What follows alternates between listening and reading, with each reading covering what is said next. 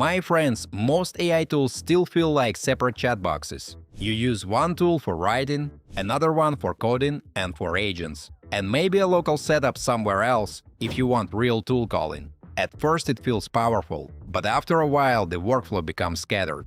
My name is Daniel, and today we are looking at Harnessclaw, an open-source desktop workspace for managing AI agents, skills, and local workflows from one place. The easiest way to understand it is this. Harnessclaw is not just another chat app. It works more like a command center, where the desktop client gives you the control panel, and the engine handles what happens behind the scenes. Guys, make sure you check out the useful links in the description after watching this video. Since Harnessclaw is open source, you can find the official project links there and try it for free. Let's jump right in.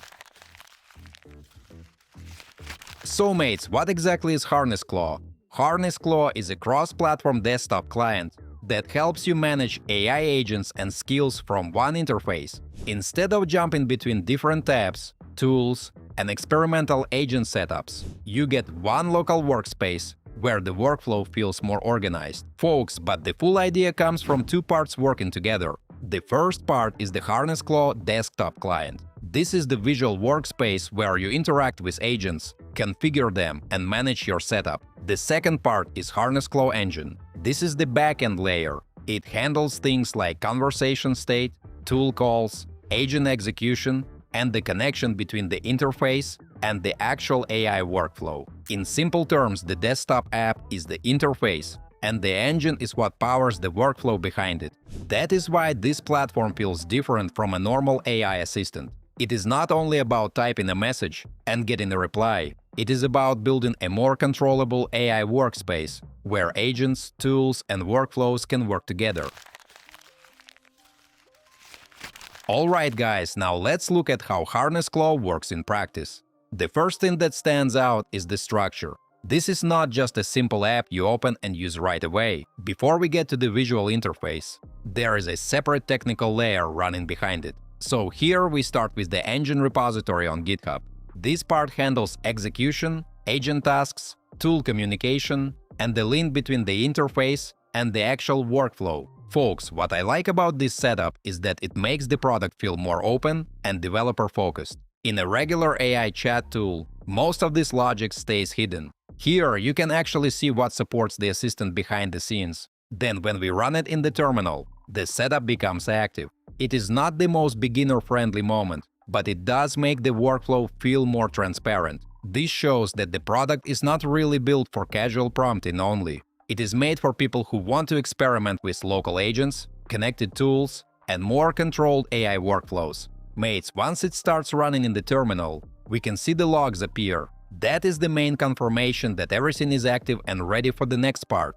And this is where the setup starts to make more sense. Harnessclaw is not presented as a simple chat window. It feels more like a workspace, where the visible app and the technical layer behind it work together. After that, we move to the main repository.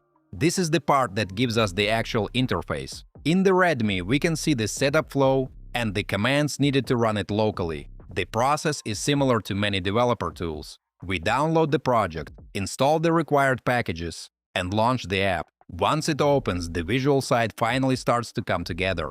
Guys, at this point, the earlier technical layer is already running, and now the interface is ready to connect to it. So instead of looking at separate pieces, we can start seeing Harnessclaw as one complete local agent workspace.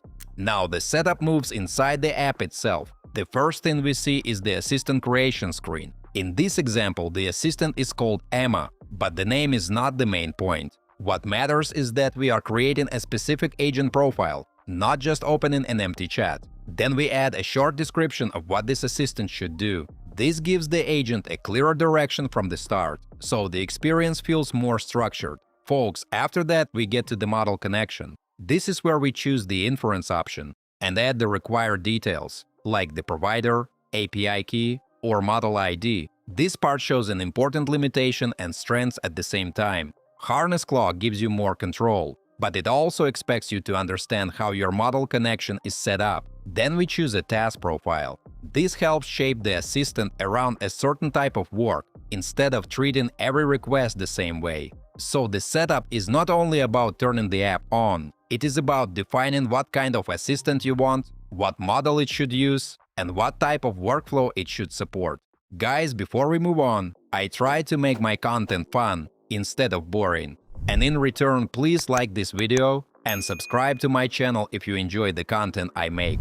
Once the setup is complete, we can finally test the assistant in the main interface. Now we send a simple first message to check that everything works.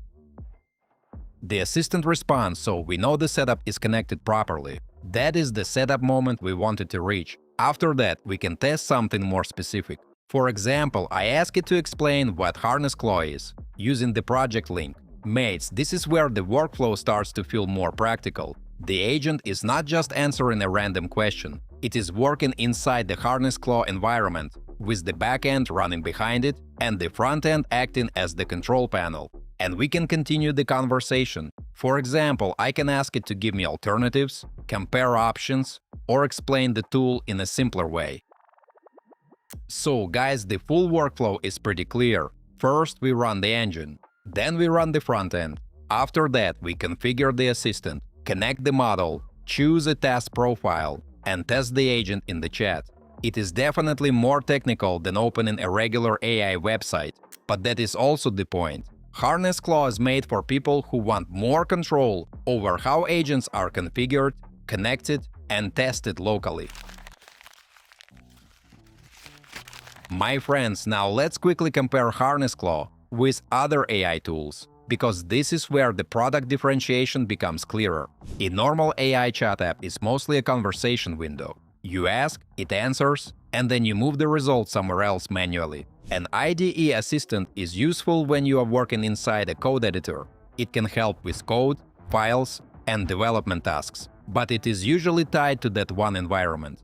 Guys, Harnessclaw is different because it is trying to be a broader control center for agents. It is not only a chat page, and it is not only a coding plugin. It combines a desktop interface with a backend engine, so you can manage agents, connect skills, and build more structured workflows. So the difference is simple. A normal chat tool helps you talk to AI. An IDE assistant helps inside a specific coding workspace.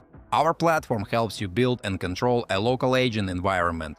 That makes it more technical, but also more powerful for the right user. It makes the most sense for developers, indie builders, AI learners, and technical teams who want to experiment with tool calling, local workflows, agent roles, and more controlled AI systems. If you just want quick answers, a normal AI assistant may be enough. But if you want to build something more connected around agents and tools, Harnessclaw becomes much more interesting.